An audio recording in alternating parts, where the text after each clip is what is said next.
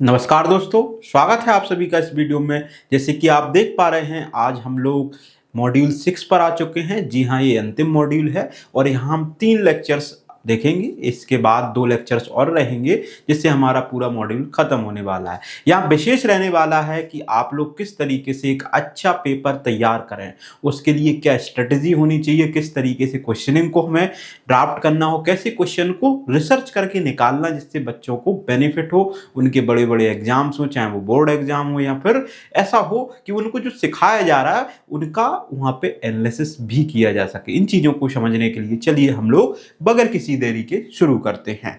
चलिए देखते हैं।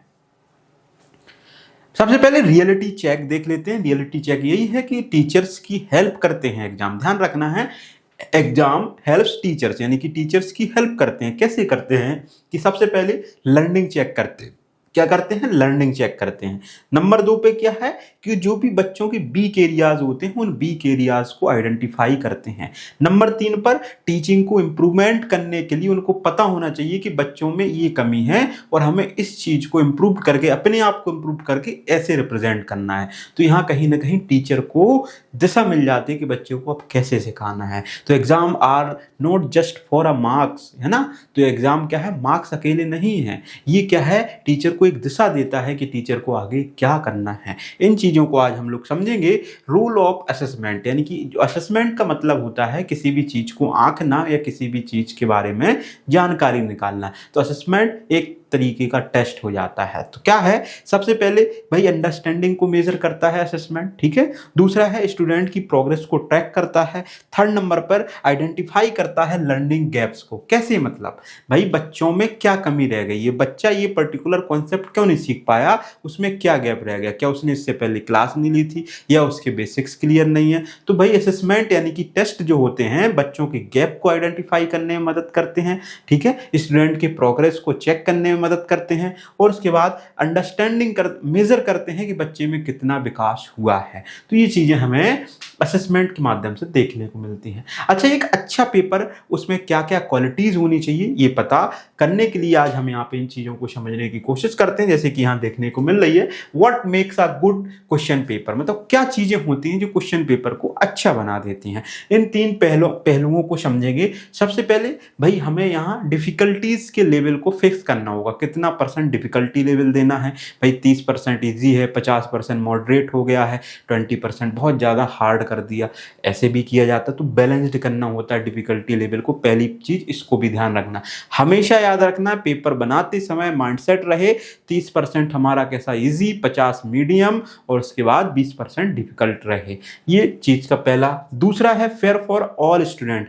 हर बच्चे के साथ हमें फेयर रहना है या कह सकते हो न्यूट्रल रहना है, किसी बच्चे की तरफ झुकाव नहीं रखना है। मतलब क्या है कि हमें पता है कि पर्टिकुलर बच्चा इस चीज़ में बहुत मजबूत है, इन चीज़ों को ध्यान में रखते हुए उनको अच्छे नंबर दे दिए हैं। तो भाई एग्जाम या टेस्ट को जब हम एनालिसिस कर रहे होते हैं तो वहाँ पे हमें निष्पक्ष रहना बहुत ज़्यादा जरूरी होती है।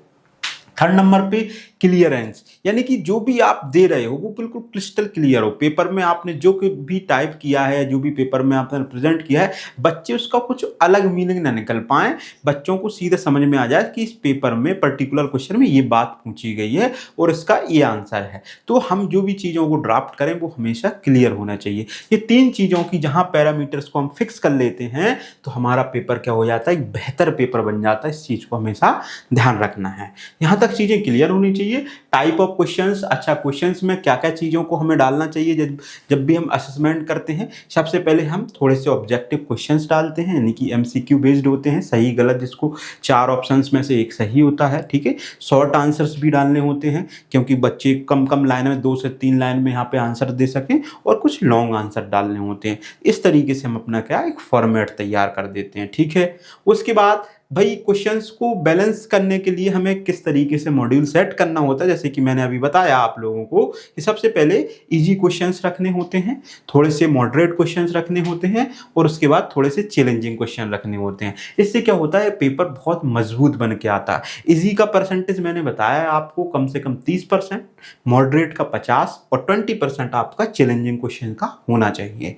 ये चीज़ें क्लियर होनी चाहिए। अच्छा, डिफिकल्टीज लेवल इसमें भी मैंने मेंशन कर दिया था। तो तो 30% यहाँ पे इजी है, 50% आपका मीडियम है और यहाँ 20% डिफिकल्ट है। इस माइंडसेट के साथ पेपर को हमेशा सेट करना होगा हमें, इस चीज़ को क्लियर होता है। उसके बाद बढ़ते हैं आगे, ऑब्जेक्टिव वर्सेस डिस्क्रिप्टिव क्वेश्चन, मतलब एमसीक्यू बेस्ड क्वेश्चन और जो डिस्क्रिप्टेड होते हैं इनको देने से क्या बेनिफिट है, किसमें क्या चीज़ों का एनालिसिस होता है, पहले हमें पता होना चाहिए एमसीक्यू क्वेश्चन क्यों दे रहे हैं बच्चे को। अगर हमने एक एमसीक्यू क्वेश्चन दिया तो उससे क्या सीखने की कोशिश कर रहे हैं, वो बच्चे की किस ज्ञान के ऊपर टच करेगा, उस बच्चे का क्या ज्ञान निकालने की कोशिश करेगा एमसीक्यू क्वेश्चन, और डिस्क्रिप्टेड क्या ज्ञान निकालेगा। इन दोनों मोटिव को पूरा करना हमारा सिद्धांत होना चाहिए। तो यहाँ देखते हैं कि ऑब्जेक्टिव क्वेश्चन क्या होते हैं, एवुलेट कर देते हैं बच्चों को कि उनके पास बेसिक जानकारी है, पहली बात। दूसरा भाई टेस्ट के बेसिक्स जो नॉलेज होते हैं, भाई किसी भी पर्टिकुलर टॉपिक कॉन्सेप्ट की जो बेसिक नॉलेज होती है, उन दोनों चीज़ों को सही तरीके से आइडेंटिफाई कर पाते हैं किसी भी स्टूडेंट की एमसीक्यू या ऑब्जेक्टिव टाइप क्वेश्चन, पहली बात। डिस्क्रिप्टिव टाइप क्वेश्चंस होते हैं, वो क्या करते हैं, अंडरस्टैंडिंग, बच्चे की कितनी समझ विकसित हुई उस चीज़ को चेक करने के लिए होता है। और दूसरा होता है उसकी एक्सप्लेनेशन स्किल्स के बारे में, उसने उस पर्टिकुलर टॉपिक को, उस कॉन्सेप्ट को कैसे समझा और उसने किस भाषा में उसमें उत्तर दिया है, तो उसके समझने की जो टेंडेंसी है, उस टेंडेंसी को उसके पेपर पे या उसकी राइटिंग स्किल पे देखने को मिलता है कि बच्चे ने इस टॉपिक को ऐसे समझा था। तो इससे क्या होता है, उसकी अंडरस्टैंडिंग समझ में आती, कितना अंडरस्टैंडिंग उसकी डेवलप हुई है और इसकी एक्सप्लेन करने की स्किल कितनी बेहतरीन हुई है। एमसीक्यू का काम कितना सा होता है, केवल और केवल उस सब्जेक्ट, उस पर्टिकुलर टॉपिक की नॉलेज आंकने के लिए। तो इन दोनों में मेजर डिफरेंस ये होता है, ठीक है। अच्छा, कुछ क्वेश्चंस पेपर बनाने में कॉमन मिस्टेक्स होती हैं जो लोग करते हैं, वो हमें नहीं करना है। क्या होती हैं, सबसे पहले अनक्लियर क्वेश्चन, ऐसे क्वेश्चंस हमें ड्राफ्ट नहीं करने हैं जो क्वेश्चन अनक्लियर हो, उनका एक से ज़्यादा मतलब निकल रहा हो, तो ऐसे क्वेश्चंस को हमें नहीं रखना, बिल्कुल टू द पॉइंट सटीक क्वेश्चन हमें रखना है ना। और दूसरी चीज़ है, पेपर को हमने बहुत ज़्यादा डिफिकल्ट कर दिया है कि किसी को नहीं आ रहा समझना, तो ध्यान रखना 30% ईजी, 50% मॉडरेट और 20% कैसा रहना चाहिए हमारा, थोड़ा सा भाई हार्ड होना चाहिए, कह सकते हो दूसरी भाषा में थोड़ा सा कठोर होना चाहिए। इस चीज़ को ध्यान रखेंगे, है ना। और क्वेश्चंस जो है आउटसाइड ऑफ द सिलेबस नहीं देना है, मतलब जो भी क्वेश्चन आप सेट कर रहे हैं क्वेश्चन पेपर के लिए, वो सिलेबस से बाहर ना हो या आपके पढ़ाए गए पूरे कंटेंट से बाहर ना होने चाहिए। ये 3 मुद्दों में ध्यान में रख करके हम सही तरीके से पेपर्स को सेट करते हैं, ठीक है। उसके बाद बढ़ते हैं आगे, एग्जाम प्रिपरेशन स्ट्रेटेजी में थोड़ी सी हमें बच्चों की मदद करनी होती है। हमने पेपर तो सेट कर दिया, लेकिन उस पेपर से बच्चों किस तरीके से मजबूती से उस पेपर से टैकल कर पाएं, उसके लिए उनकी थोड़ी सी मदद करनी होती है। मदद में पहले उनको भाई सिलेबस को अंडरस्टैंड करना सिखाया जाता है कि हम पर्टिकुलर 3 यूनिट आपको दे रहे हैं, इस 3 यूनिट से इस तरीके से क्वेश्चंस आएंगे, एमसीक्यूज होंगे और कुछ यहाँ शॉर्ट टाइप होंगे और कुछ यहाँ पे लॉन्ग टाइप होंगे। और लॉन्ग टाइप क्वेश्चन में हो सकता है आपके कुछ मॉडरेट यानी कि हाई वैल्यू वाले क्वेश्चन होंगे, थोड़े से टिपिकल होंगे। तो ऐसी हमें उनको जानकारी देनी होती है जिससे बच्चों का माइंडसेट थोड़ा सा डेवलप्ड हो, चीज़ों को उस तरीके से पकड़ने की कोशिश करें, पहली चीज। दूसरा है उनकी स्टडी का प्लान तैयार करना होता है, शेड्यूल तैयार करना होता है कि आपको किस तरीके से पढ़ना है, कैसे पेपर्स को सॉल्व करना है, कितने एमसीक्यू लगाने हैं। 3 यूनिट के आपको कम से कम 50 से 100 एमसीक्यू लगाने हैं, शॉर्ट क्वेश्चंस को सॉल्व करना, लॉन्ग के लिए डिस्क्रिप्टेड बेस आपको थोड़ी सी आंसर राइटिंग की प्रैक्टिस करनी है। इन चीज़ों के बारे में थोड़ा सी प्लानिंग और थोड़े से हम प्रैक्टिस के लिए क्वेश्चन, ये सभी चीज़ों का समग्र जब डेटा उनके पास प्रेजेंट करते हैं, बच्चे यहाँ पे खुद की भी तैयारी कर लेते हैं और आसानी से पेपर को क्या टैकल कर पाते हैं। तो इन चीज़ों को हमें भी ध्यान रखना है कि टीचर की जिम्मेदारी होनी चाहिए, टीचर शुड हेल्प स्टूडेंट। तो इन मुद्दों में टीचर्स को मदद करनी होती है, ठीक है। यहाँ तक चीज़ें क्लियर होनी चाहिए, है ना। इंपोर्टेंट चीज़ें क्या होनी चाहिए, यहाँ पे देखिए क्या लिखा है, इंपोर्टेंस ऑफ प्रैक्टिस टेस्ट, मतलब ये टेस्ट प्रैक्टिस की सबसे महत्वपूर्ण बातें क्या है, ये क्यों कराए जाते हैं। जो छोटे छोटे टेस्ट होते हैं जो वीकली या कह सकते हो मंथली होते हैं, उनका क्या मोटिव होता है ना। एग्जाम का फियर रिड्यूस करने के लिए पहला मोटिव होता है ना। दूसरा, कम समय में या लिमिटेड समय में क्वेश्चन के आंसर देने के लिए उनको तैयार करना, यानी कि टाइम मैनेजमेंट करना और उनके अंदर का कॉन्फिडेंस को बूस्ट करना। ये तीनों चीज़ें धीरे धीरे टेस्ट से सीखी जाती हैं और ये हमारा मोटिव होना चाहिए। ये मोटिव को ध्यान रखना है, एग्जाम का फियर ख़त्म करना, टाइम का मैनेजमेंट करना और कॉन्फिडेंस को बढ़ाना। ये छोटी छोटी चीज़ों से क्या होता है, बच्चे का विकास होने लग जाता है और एग्जाम में अपने आप को स्टेबल कर पाता है। अच्छा, टीचर का रोल क्या होना चाहिए एग्जाम प्रिपरेशन कराने में।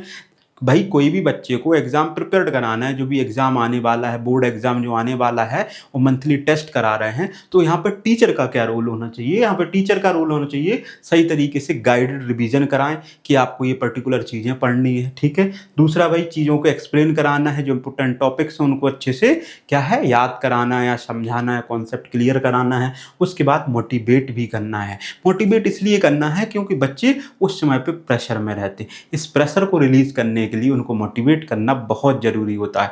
प्रैक्टिस कराना है, इंपॉर्टेंट टॉपिक्स की कॉन्सेप्ट क्लियर कराना है और उनको मोटिवेट कराना है और उनको सही तरीके से रिवीजन कराना है। ये चीज़ें ध्यान में रखनी है, ठीक है।